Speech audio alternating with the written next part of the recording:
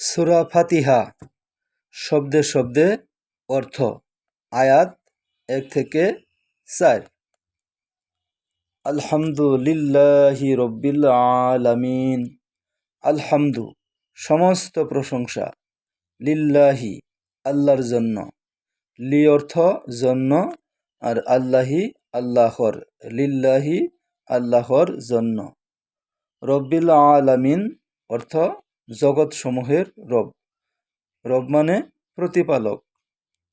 আল আলামিনা অর্থ জগৎ সমূহের, সারা জাহানের। আলামুন এক বচন, এর বহু বচন হচ্ছে আলামুনা বা আলামিনা, মানে জগৎ সমূহ। আলামুনা জগৎ সমূহ, আর আলামিনা মানে জগৎ সমূহের। রব্বিল আলামিন মানে জগৎ সমূহের। তাহলে পুরো আয়াতের অর্থ হচ্ছে সমস্ত প্রশংসা জগৎ সমূহের রব আল্লাহর জন্য। দ্বিতীয় আয়াতটি হচ্ছে আর রহমানির রহিম।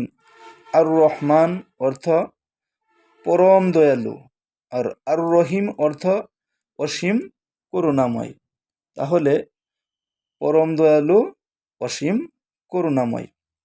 তৃতীয় আয়াত মালিক ইয়াউমিদ্দিন। মালিক অর্থ মালিক বা অধিপতি। ইয়াউমিদ্দিন শব্দের অর্থ হচ্ছে বিচার দিবস। ইয়াউমুন মানে দিন, আর দিন অর্থ বিচার।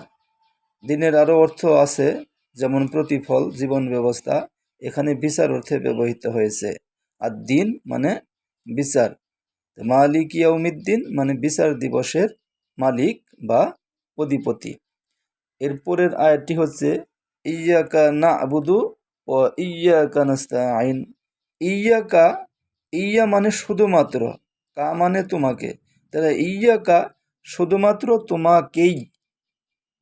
না'বুদু অর্থ আমরা ইবাদত করি।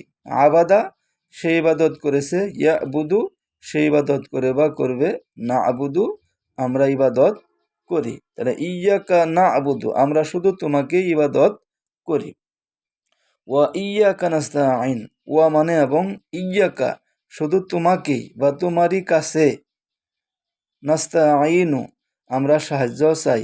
ইস্তাআনা সে সাহায্য চেয়েছে, ইস্তাঈনু সে সাহায্য চাই বা চাবে, নাস্তাঈনু আমরা সাহায্য চাই বা চাবো। ইয়্যাকা না'বুদু আমরা শুধু তোমাকেই ইবাদত করি, তোমাকেই উপাসনা করি। ওয়া ইয়্যাকা নাস্তাঈন এবং তোমারই কাছে সাহায্য চাই। আজ এই পর্যন্তই। ধন্যবাদ সকলকে। আসসালামু আলাইকুম।